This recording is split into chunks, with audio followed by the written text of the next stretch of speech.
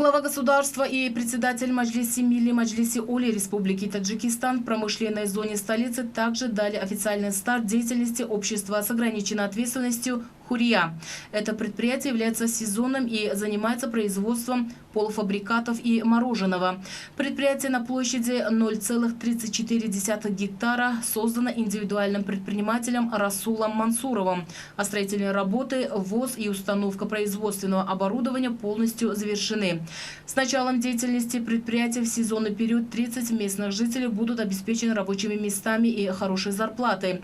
Оборудование и производственные линии новейшего поколения импортированы из Китайской Народной Республики, а также из некоторых европейских стран. Это позволяет обеспечить качество продукции, отвечающей всем требованиям, в том числе санитарно-гигиеническим нормам. В ближайшем сезоне высококачественная продукция этого предприятия будет предоставлена потребителям.